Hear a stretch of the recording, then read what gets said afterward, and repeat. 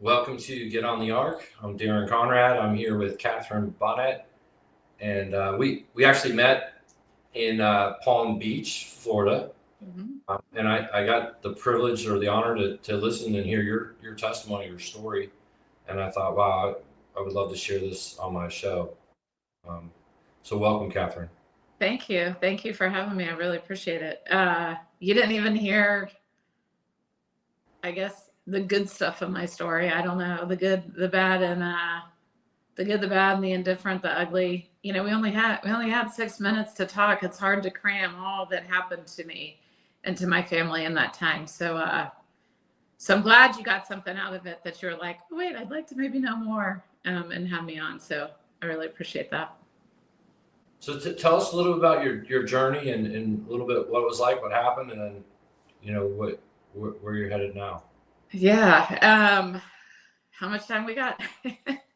uh, so, I mean, COVID happened, and we were like everybody else. I mean, glued to the news, watching TV, seeing everything, and a little bit of oh, this can't happen to us. At the same time, of why can't it happen to us? We're just, we're like everybody else. And life had been rolling along. It's 2021, and my husband started feeling bad one night. My daughter and I were on our way back from being out of town, and he called and said he was going to bed early, which was odd because he doesn't go to bed early, and he really never, in the 29 years we were together, he really rarely got sick. I mean, maybe he had the flu twice, maybe a stomach bug. I mean, maybe he was sick 4 times the whole time I knew him. So it was odd to me that he didn't feel good. And so the next couple of days, he'd work part of the day and then he'd sleep the rest of the day. So he was getting, but again, it was hard to know kind of what was going on. But we were getting ready to go into a holiday weekend. It was almost Labor Day. And I just said on Friday, I'm like, Thursday night, I said, if you're not better in the morning, we need to go get you looked at, because holiday weekend and nobody works on the weekend, right? Not even doctors. So Friday morning, we got up and we went to urgent care, and they didn't even, sad part about that is we didn't want him tested for COVID. I was like, let's do every other test under the sun first before we do COVID, because we also knew those tests weren't necessarily reliable. He couldn't even go in. They came out, immediately swabbed him, took his vital signs and swabbed him. And, we sit in the car waiting. And when the PA came out, she's like, he has COVID, Delta variant. And I go, well, how do you know it's Delta variant? And she goes, oh, well, we really don't know. She goes, we just assume because that seems to be what's going around. Red flag. They sent him home without any medicine. And basically, like everybody else, if you get worse, you need to go to the ER. So we were kind of rocking and rolling through the weekend. I called his sister, who was a hospice nurse, and enlisted her help just as guidance, because I was like, what do you know? You're in the field, like you're in it all the time now. So she was helping me. He was sleeping a lot, but he was eating, he was drinking fluids, he was taking over the counter medicine. And then Sunday night into Monday morning, when I went to go give him his medicine, he was already awake, 3 a.m., and he was paranoid. And he's like, I'm paranoid. I think I have COVID paranoia. Go look it up. He goes, we got to fix this. And I'm like, okay. So he wasn't agitated or anything, but he was restless, and he was really bothered, but he was very lucid. He definitely knew what was going on. So I finally got him settled back to bed. Next morning, he was still sleeping. I called his sister and I'm like, he's not right. Something's up. And I said, I think he needs to go to the ER. And I said, but if he's paranoid, I'm kind of scared to drive him. So we agreed the best way to go would be ambulance. They'd get him in through the back door, get him seen faster. The idea was give him some probably IV fluids, some medication, maybe some antibiotics, and then figure he's not that bad, they'd send him home. So we did all that. And when the ambulance came, first of all, they took their time because he was not urgent. He wasn't in any type of crisis mode when I called them. And then she told me, she goes, I think the hospital isn't letting people in again. So you probably aren't. So don't rush down here because they're not going to let you see him. Yeah, that's fine. I'm still going anyway. Get down there. Took me 2.5 hours to get any information. I couldn't even sit in the ER. I could go in to check, but nobody was giving me an update. The person at the front didn't know anything. He would say, we'll call you. Nobody called. So every 30 minutes I went in, and it was so frustrating. He had his phone and I was trying to text him, but he wasn't answering. And finally, after 2.5 hours, a triage nurse was listening to me very nicely complaining that I've been here this long. And she goes, I'll talk to her. She didn't know who my husband was, hadn't laid eyes on him, took me back. She said, here, let me pull up his chart because they'd probably done blood work. She looks at everything and she goes, yeah, it looks like he's pretty sick. She goes, he's probably going to be admitted. Just go on home. And I'm like, can we get any more information? No, just go home and somebody will call you. Okay, great. So I go home and, he finally texted me. The texts I got were, it's a black hole back here. They're making me worse. I think they're making me worse rather than making me better. They're not giving me anything to eat. They won't let me have anything to drink. And, he's like, do you know anything? And I'm like, nope. All I knew was that your blood work came back kind of crazy. They said you'd be admitted, and that's all I know. So I finally talked to a nurse who tells me they're going to admit him.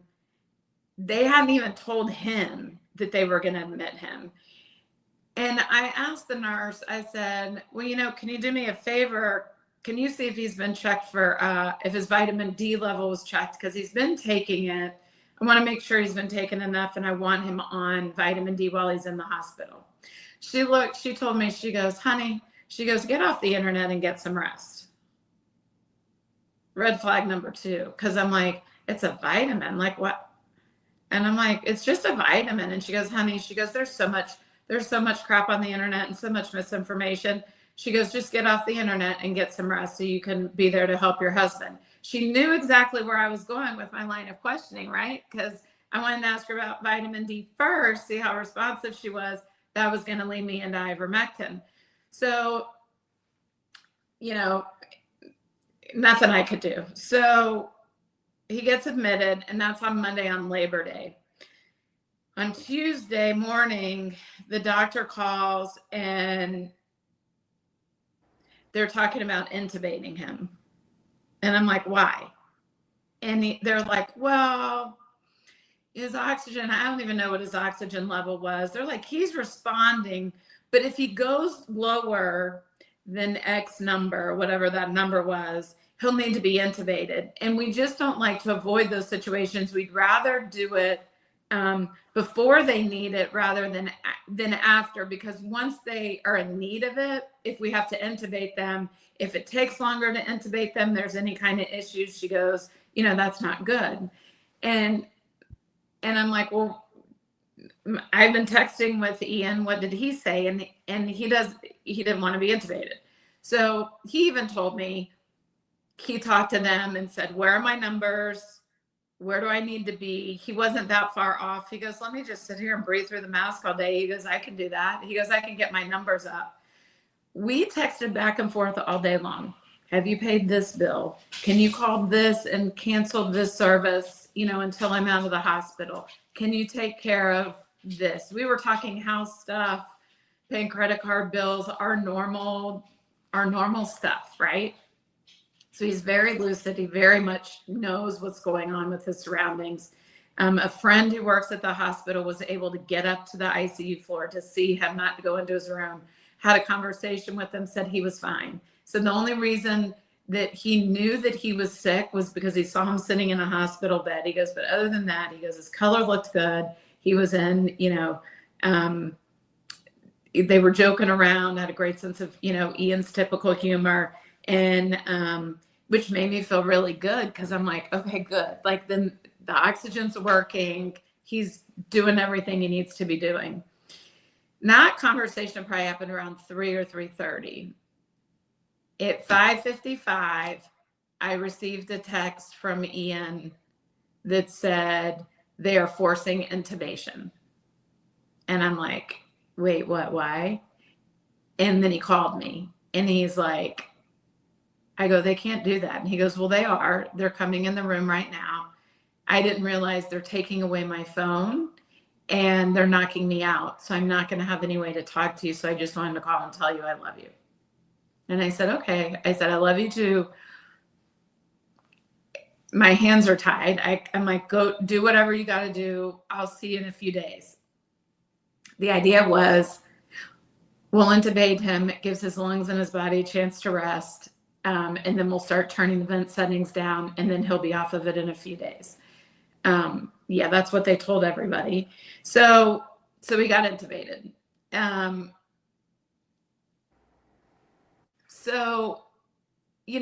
this point, my oldest daughter's in college. She had said all day, don't let them intubate. If they intubate, he's never going to come out. He'll never leave the hospital. That's hard to hear from a 20-year-old. So we start this process and had no idea how long he was going to be in the hospital. In the meantime, while he was there, I guess he had signed up for a study when he was sick to be in an ivermectin study, and he was waiting on those meds. I'd cleared it with the nurse that he'd be able to take those meds. They said as long as he wasn't intubated, he could have the medicine and be a part of the trial. They intubated him. And before they did that during the day, they talked to him. The research team came in, somebody from research and came in and talked to him about being in a remdesivir study. It was a remdesivir aviptadil study. And I think it was active 3B by Tasico. Anyway, they basically framed it as, hey, you can get potentially 2 meds to help you feel better faster as opposed to 1 med. Don't you want that? So he calls me and he's like, I really want this other medicine. Make sure you get me on it. So reluctantly, I signed off on that study. So they started it the next day. So it was like 3 or 5 days of the aviptadil, maybe or maybe not, and 10 days IV of remdesivir, maybe or maybe not, because it was a blind study. We had no idea if he was getting the meds or not. We watched his blood pressure, his creatinine, everything the whole time. All of his numbers were good. He had one point during that time where he became septic, cleared it up pretty much right away. All of his numbers were looking good. 10 days out, they stopped. The study stopped because the remdesivir was over. And that's when everything, probably in a way, I'd say all hell kind of started breaking loose. There was one night that he had episodes from like 8 until midnight. They were calling us every hour, talking to us about, his blood pressure was really low. At one point, the doctor said, you need to be thinking about a DNR, what you're going to want to do. You don't need to do it. We don't need to know now, but it's something you're going to need to know what you want to do. And so for 4 hours, every hour on the hour, they called us. Midnight, the calls stopped. Or that was the last one. They had him, he had another episode. They had him stabilized. I couldn't sleep that night. Wake up the next morning. Ian's sister calls the hospital. We want to try to get an update because that's Saturday night into Sunday. We went for 18 hours without a phone call. Without a phone call from a doctor or nurse to say, your husband slept through the night. He's stabilized. He's doing fine. To say he's not stabilized. We've been still doing nothing. Not one word from anybody. We read them the riot act on that. And at the end of the day, they didn't care. I mean, when we talked to them that night, they're like, oh yeah, he's had a great day. And we're like, and nobody could pick up the phone and call us. So on Monday, we had asked to speak with palliative care, and it wasn't because we were worried about end of life, because there was no indication, with the exception of that night, that end of life really was on anybody's radar. And what we were more concerned about was, at this point, he was about 2 weeks in of intubation, of tube feedings, of being in a bed, that we're like, we need to start thinking about discharge. What services was he going to need? Was he going to need respiratory therapy? Was he going to need physical therapy? Was he going to need occupational therapy? We figured we probably have to get a hospital bed. I was going to have to make adjustments in my house. And I wanted to be able to start seeking out and getting information on all those things, so that when we found out he was coming home, I wasn't scrambling trying to figure all that out. So also, I guess right around that time, they tested him for antibodies, and he was testing positive for antibodies. So they cleared him with COVID and said, well, we're just waiting on a room, and we'll put him back in ICU, the medical ICU, and you can go see him. Every day, where is he on the list? I don't know where he is on the list. Who's in charge of the list? I don't know who's in charge of the list. Do you know what number he is on the list to move? No, I don't have any of that. Nobody seemed to ever have that information, which is, again, so odd, because they do know. There's like inventory. When I worked at that hospital, when I'm pretty sure it's like inventory control. There's somebody, they know exactly who's in charge of the beds and what beds are available and when they're going to be available, patients being discharged or whatever. So every day I, as nicely as I could, hemmed and hawed about that. And rightfully so, because at that point, more so than ever, I was like, he doesn't have COVID. You have him on a COVID floor. So could he get it again? Patient rights, he has a right to have an advocate and to have somebody at his bedside with him and to have somebody in his hospital room with him. You're not allowing him to have that. As his wife, I have a right to be able to be up there to advocate for him. And I go, you're not allowing me that. And everybody was like, oh, we totally understand. We totally understand. And this one palliative care nurse was really nice. And she's like, I'm going to be working this week to see if I can get you up there. Okay, fine. Well, in the meantime, his creatinine shot up. And so they made the choice. They needed to put him on dialysis. So they called us and we agreed. But they felt like, I went through the whole thing. Is he going to need to be on dialysis the rest of his life? What are all the ramifications of all that? And they said no, they didn't think so. It was just, to help get all that fluid off. And anyway, so we started that. That was on Wednesday. On Thursday, I got the go ahead to go visit. He'd been in the hospital for 17 days, and I finally got to go see him.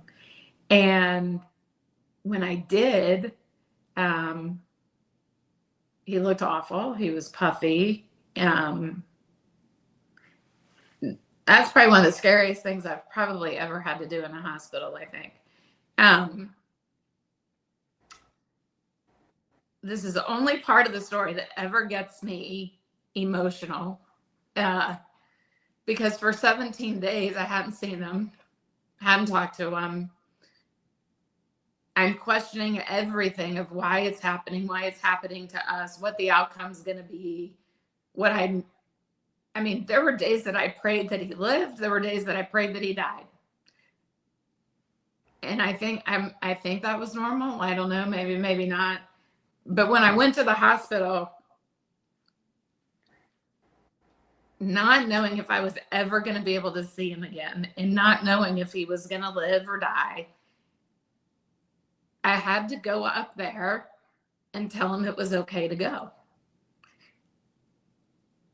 And I was like, look, I go, we all want you here. And if you can fight, I need you to fight with everything that you have. But if you can't, then I'm like, go, because the way you're living right now isn't even living, And I'm like, don't put yourself through that. And God knows, don't put the rest of us through that. Like, I'm like, I'm strong. My kids are, our kids are strong. Like, we'll be taken care of. So, that was, I never told my kids that I did that either. So hopefully they will never watch the replay of this. So that was on Thursday. On Friday, I got a call from the palliative care nurse, and she said, I talked to the nurse, you can come visit. The dialysis seemed to be working because his numbers were, well, whether they were, I guess they were coming down, right? But they were moving in the right direction. They weren't moving significantly, but we were taking any little inch of movement as long as it was going in the positive direction, it was good. So that's where we were. So my sister-in-law said, do you want me to go with you? And I go, no, I'm not going to be there very long. I don't even know if I can go in the room and see him, but they told me I can come up. I get there and he wasn't doing very well. So I couldn't go in the room, and I was talking to the nurse, and I said, what do I get to, am I going to be able to come back up this weekend and see him? And she goes, well, I'm really working on it. She goes, it's much quieter on the weekends. And, she goes, as long as the other staff doesn't care, she goes, you might be able to come up here and sit even for like a few hours at a time. And I was like, and I'm like, what changed? I go, why? And she goes, oh, well, it's at staff's discretion as to whether you can come up here or not. I go, really? I go, he's been here for almost 3 weeks. And I go, yesterday was the first day I got to see him. You're telling me that this whole time it's been at staff's discretion? And he's been COVID free for a week? So somebody didn't want me up here? So I was furious about that.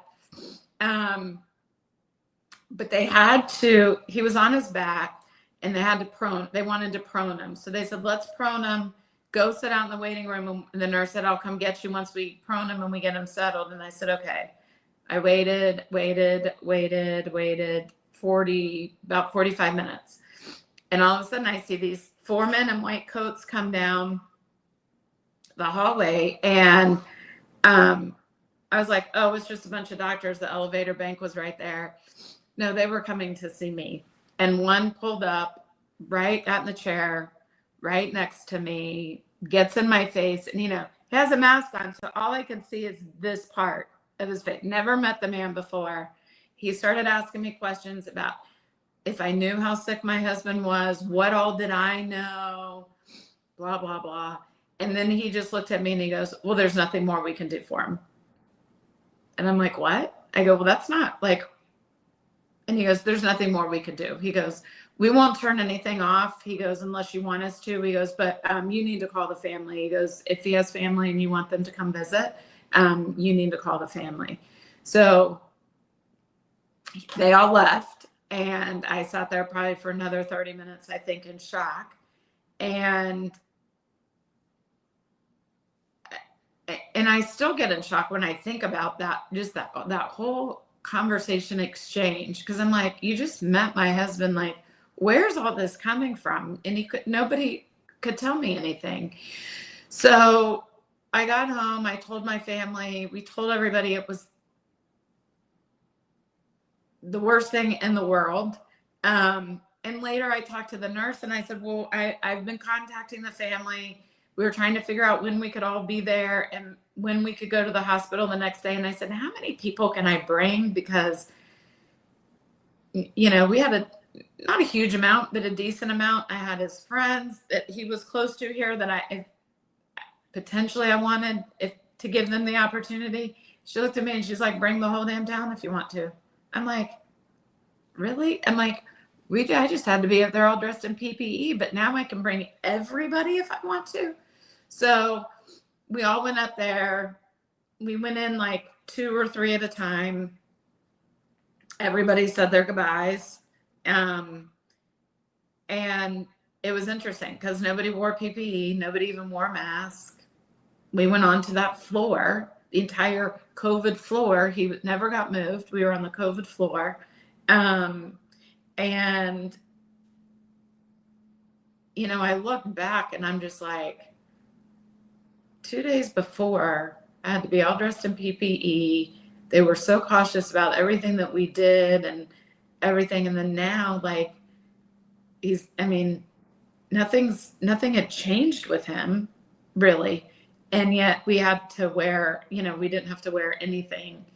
And so they asked me if I wanted to stay with him. And I said, no, I'd rather be with my family, and I wanted to be with my girls. And the nurse and I talked about things to stop, like we stopped the dialysis. And I just told her, I said, my hope is that he will go on his own, because I don't want to have to be the one to make the decision. I didn't want to have to live with that and have my girls to ever know that. So the nurse knew that was my wish. And basically, I think we kind of played it out. I mean, that was Saturday, that it was kind of like, okay, let's undo the dialysis. Then we'll kind of see how he does, see if he goes on his own. And if he doesn't, then it was kind of like, the idea was that we'll ride it out the rest of the weekend, and maybe on Monday, if I need to, I could make the decision. Got home, she called me every hour. I mean, she texted me every hour and was giving me stats on his blood pressure and his respiration rate. And then at 7:00, a few minutes after 7, she called me, and I knew exactly, when I saw her name on my phone, I knew exactly what had happened. And he had died. And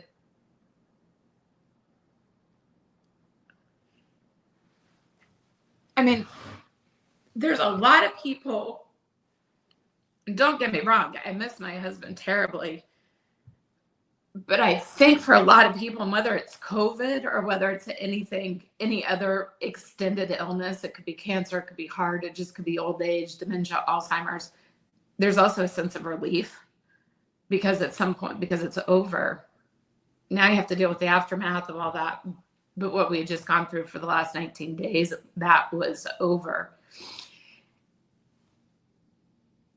And it was weird because, yes, I was sad, I was angry, I had every range of emotion, but I was also very comforted. And I was very comforted the entire 19 days. And beyond. And I know that that's all centered around my faith. Our relationship was built on our foundations of faith, the ones that we each had separately growing up. But then when we started dating and as our relationship evolved, but one of the first things we even started talking about when we were dating was our faith, how we grew up, the way that we grew up in the church, the things that we believed in. And it was really cool because they aligned, which is what you want, right? And we always looked at our marriage as a triangle, that we're down here on the end, and we create this foundation that a lot of it is laid in God and Christ and the church, and that our goal is to go up and God's here. Now, sure, at times in life, it's going to get a little wobbly. It's not always going to be that straight line, but we always knew that was our common goal. Like, that was like our end goal. And so, it was just really weird, because I think through the whole 19 days too, I was very calm. I also think I had to be calm. I wanted to go down to the hospital. I wanted to burst through the doors. I wanted to go see my husband. I knew if I did that, they were arresting people. So there was a good chance, if I got lucky, they might have just kicked me out, but there was a good chance I could have been arrested. And what would my kids have done then? I had a 14-year-old at home. I had 2 kids in college, and they had a parent in the hospital who everybody pretty much knew once he got intubated, he probably was going to die at some point. And, and then if I had gone to jail, like, I'm like, what good is that to everybody? So it was really hard to make that decision to stay home. But I knew it was the right thing to do for our family. But I just, when I look back on it, I mean, I never had the panicky freak out shrills and screams. Like, even when he got intubated, yes, I cried. It was more weeping probably. And then it's weird because then it's like, I just constantly have this inner strength, this inner something that just always came up when I needed it most, and would allow me to take a couple of deep breaths and make the decisions, on a daily basis of whatever I needed to do for him and for our family. And it's really, I don't know. I guess I could, for those whole 19 days, I really felt God working, even though I had no idea what the outcome was going to be. And even though I wanted him to live, but I didn't want him to live if his life was going to be bad. I didn't want that. He didn't want that. My faith was definitely questioned and challenged as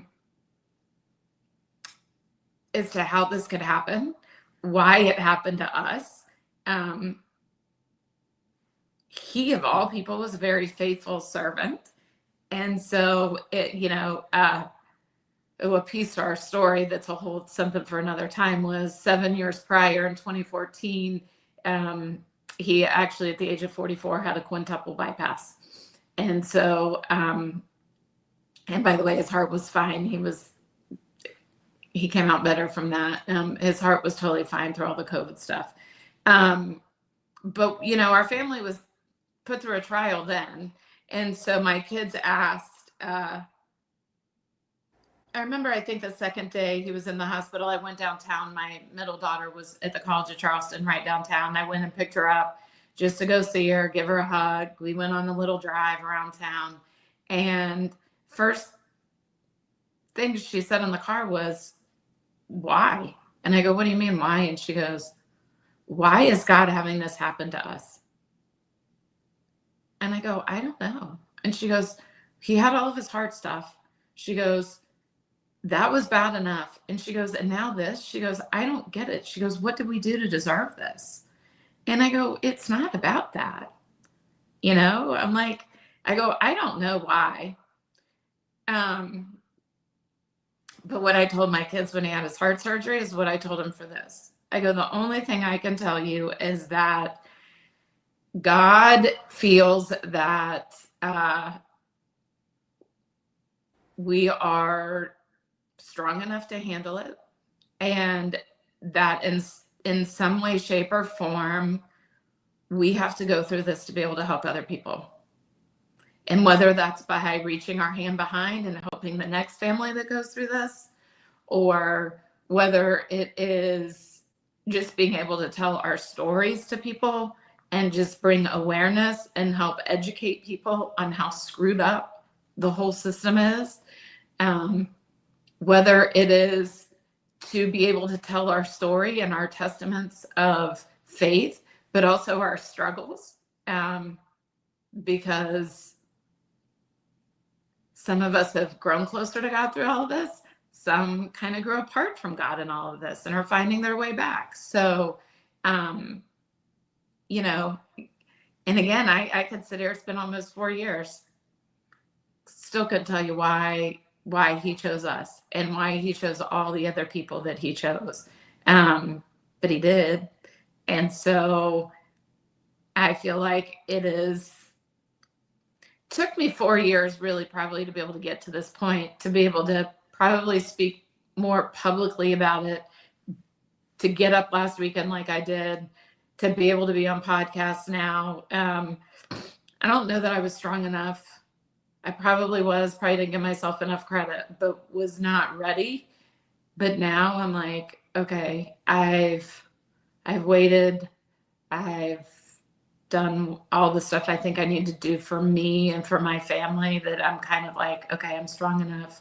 I can dish out now whatever anybody wants to give me. So if somebody wants to tell me that, the nurses and doctors did everything that they could in their power to save them, I'm fine calling BS on that and move on with my life and not let it affect me. Whereas in the beginning it affected me a lot. So we're here 4 years later. I have asked 4 times for medical records. I have yet to get a full set of medical records. I have no nurse's notes. There's no note the day that he was intubated from the doctor as to why he was intubated. And so I still struggle with that.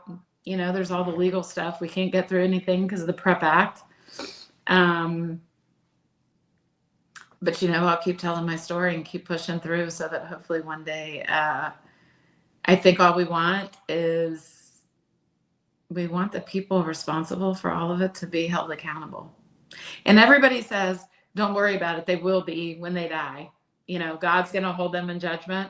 And I do firmly believe in that. And maybe it's selfish, but I want some accountability on earth.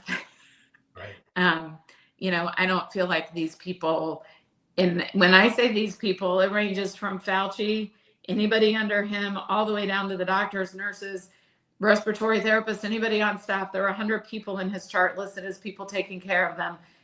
To me, the doctors are the ones who carried out the orders, the doctors and the nurses, but anybody that was taking care of him that worked in the hospital, to me, is an accessory, because you knew what was going on and you still chose to get up and go to work every day and be a part of it. And I want those people held accountable. Absolutely. So when did you get connected with the other families that have gone through a similar tragedy? So what was that? Were you connected with the other family members that had gone through a similar tragedy that you had gone through? And what brought you into speaking at conferences? So I ended up meeting Cece Blakeman about 6 months later. I found her from somebody on Twitter had posted something about sharing stories if you lost a loved one due to the protocols. And at the time it was strictly protocols, no vaccine injuries, protocols. And so I took her name, got her, and I think her email or something was there, and I emailed her, and I got connected with her and shared my story with her. And then that led me into finding a COVID Widows group on Facebook that I joined, and through that have met a tremendous amount of people who, it's just crazy, because you go through something like this, even though we knew it was happening all over the world, you still think it's only happening to you, right? Especially when maybe you didn't know a lot of other people around you, neighbors, friends, other close friends that it was happening to. And there were so many people back then who were so hush-hush about, why a family member died or that they had COVID, because good God, right? They scared the living daylights out of us that if you had COVID, you had to be quarantined and you couldn't be around anybody and isolate yourself. So you didn't want to tell anybody ever that you were sick. So I met all these people and then realized that, holy crap, I was not alone at all. That there are people not just where I was, but across the entire country, that not only had they experienced, not only were they widows or maybe widowers, but then we started doing these groups, and I'm like, they told you that? That's what they told me. They did that to your husband? Oh, wow, they did that to my husband. And then it was just really amazing, because being able to be connected to those people and to know that I had a place to go and talk about what I was dealing with, whether it was grief, whether it was getting records or not from the hospital, probate information, anything, right? We were all a resource for each other. We were a resource mainly for comfort, because if nothing else, we'd get on Facebook in this group, and you would vent about, your conversation with medical records, or with a family member who believes that if they had been jabbed, they'd still be alive, or, whatever it is. Right. And so building that community was really life-saving. And then I also joined a widows group, just a regular found a widows group here locally. And at the time, there were only about 8 of us. And that was a different group. I mean, everybody, it was lost from COVID. A couple of husbands had died of heart attacks. One had a stroke. One had cancer. And in the matter of, I think, a year, that group doubled in size from 8 to like 16. I think we're almost triple now. But in that group, I found that there were widows who lost their husbands, like I did, at every single hospital in my area. And we started talking, and it was like, oh crap, it was everywhere. It wasn't like it was just one hospital. It was everywhere. And so having that source, having that community and that family of people has been amazing, and probably life-saving on so many different levels. And then for me, so I've always wanted, I'd really like at the end of the day to be a motivational speaker. That's kind of, if I could have something to do, I'd love to be up on stage talking to people and motivating people, because I've always been that glass half full. You give me the worst day and I'm still going to find something good in it. And even with all of the stuff that we went through, with Ian, I sit there and think, yes, I want him here, but I think God, I think him dying, even though I think he was murdered. He was murdered because of the protocols, but the nurse pushed fentanyl, a higher dose of fentanyl, an hour before he died. So, that is enough for me to know that they killed him. But, I sit there and think, I have no idea. Our life would not have been the same if he had come home. And I'm not going to say that I don't know if that would have been better or worse. I know at least in the short term, it would have been worse. And again, I feel like God has a plan and has a purpose. And I can sit here and lament and be curled up in a ball in the corner and be like, woe is me, I miss my husband, to all of this evil in the world. Or I can pick up the pieces of my life and try to do something about it. And like I said, it took me that long. There's the whole first year, but then years 2 and 3 aren't that great either. There's a lot more still that we deal with grief, and really the grief doesn't ever end. But I finally, between year 2 and 3, started having my awakening. One was I need to do something with my life, so I went back to work, and then did that for a little while. And then, but then this past year, I was just like, okay, my kids are all at a point in their life where I think they're all good now. I think that they are, as for everything that's happened, they're as good as they can be. I think everybody's stable. And I'm like, I think now's my time to start doing, I need to start kind of, in a way, I guess, pulling my weight. And I've kept feeling that tug. And this conference happened, and I didn't even hesitate.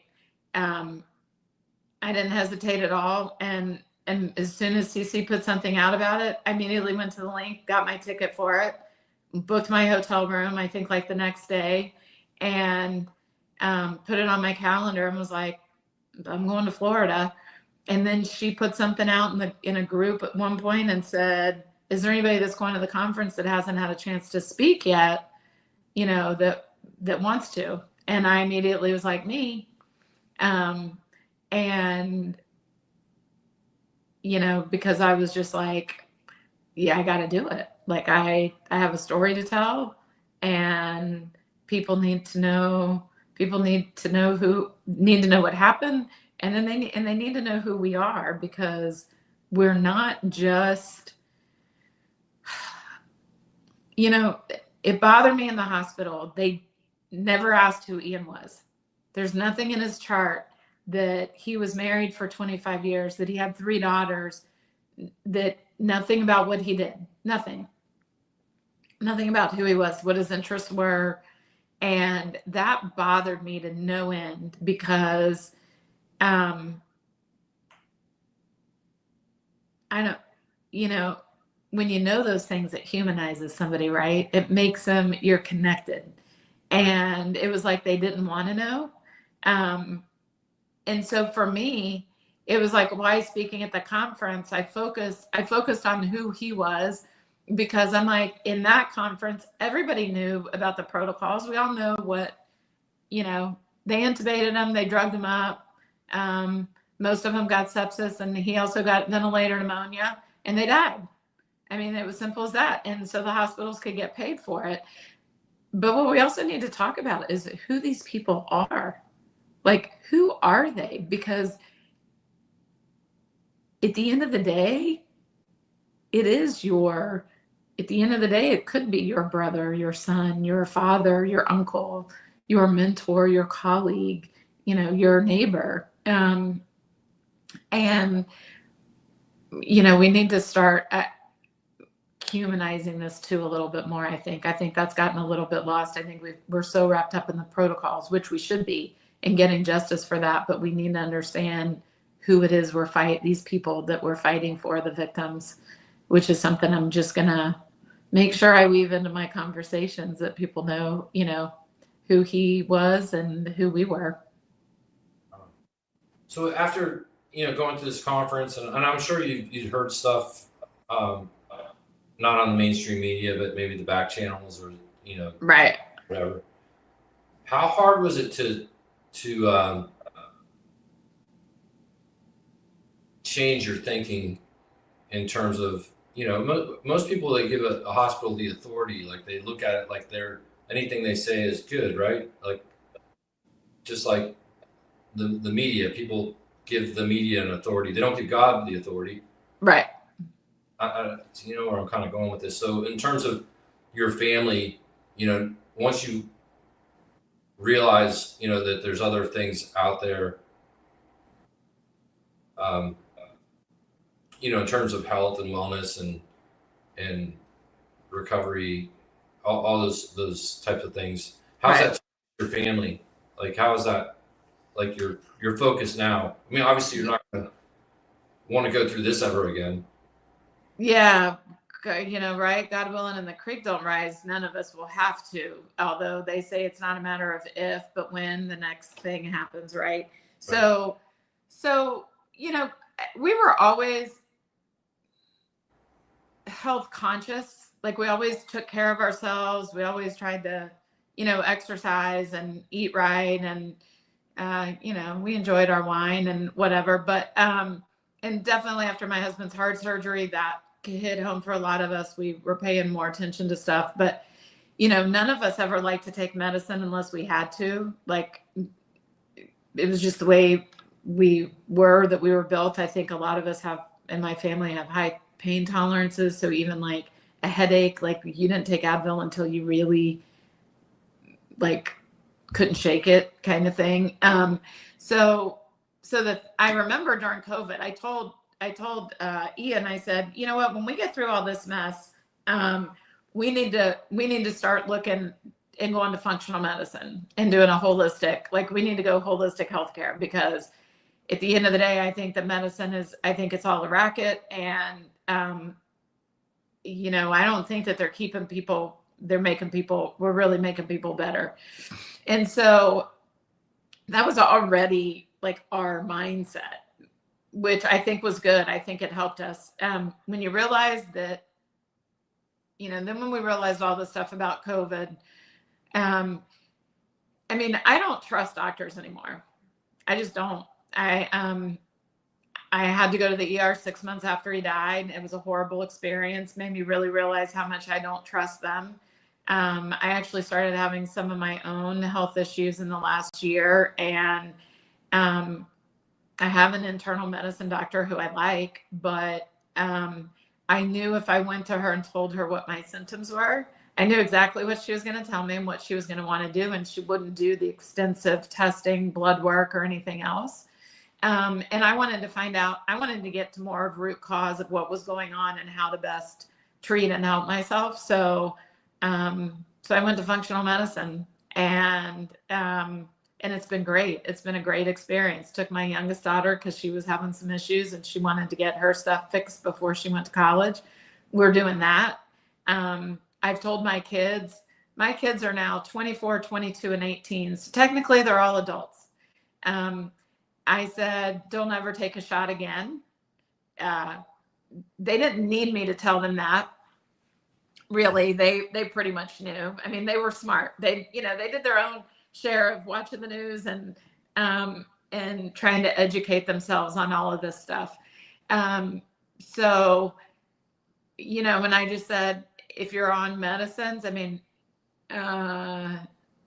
and one's on an antidepressant, anti-anxiety, and working to come off of them. I'm like, they're all bad. I go, I don't think that anything is really helping, and we need to start looking at alternative ways to treat ourselves and to get healthy. And a lot of that is going to be through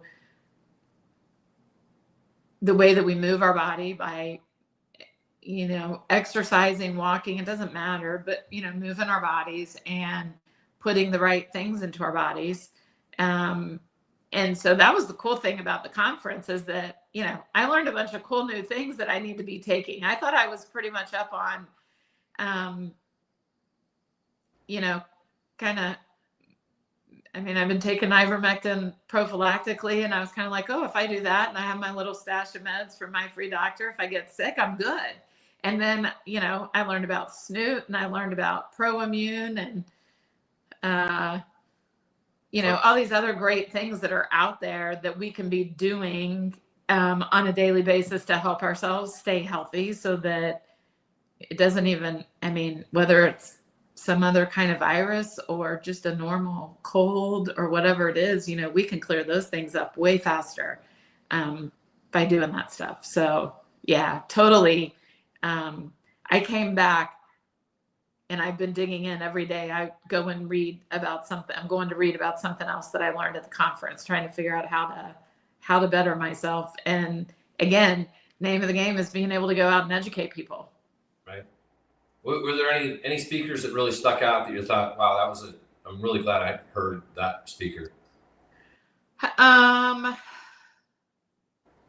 know they were all good, so I was not discounting anyone. I just didn't know if there's one that stuck out. I really liked Dr. Tenpenny. She was great. I loved, I was actually, when I found out that the two of the J6ers were there, that was really, those were eye-opening stories for me, because I really hadn't heard anything like that. I think the ones, though, that touched me the most really were the vax injured stories, because I got to meet Shelly the next day. I didn't get to meet her that day. I've been following her on X for a couple of years now. And, I just told her, I'm like, you are such a beautiful soul for all that you've been through. And, and I said, I lost my husband, and, that's my own stuff that I'm dealing with. And I'm like, but like, you're sick, like you are physically sick. Like you have to live this day in and day out. And I go, and I am like in awe of you for what you're doing. The fact that you are still alive, there are people that have committed suicide because they're in such pain, because nobody's helping them. And in those stories, those are the ones that probably bring me to my knees the most right now. The protocol ones, I love listening to them because our stories are generally the same, but there's always a different twist of something, right? And so I always love listening to the stories. But I sit there and in some ways, and I'm like, but our loved ones, in a way, escaped. They got to die. They died, and they're in heaven. They're not in pain anymore. They're not suffering anymore. And the vax injured, I literally just, I don't know how they do it. I just don't. Those were probably the most moving ones. Yeah, absolutely. Wow. Well, thank you, Catherine, for sharing your story. Absolutely. Absolutely. Thank you for being on the ark. Thank you for having me. Thank you for having me. I love, like I said, I will share my story far and wide with whoever wants to listen. Thank you. Thank you. Bless you. And continue getting on the ark. Thank you.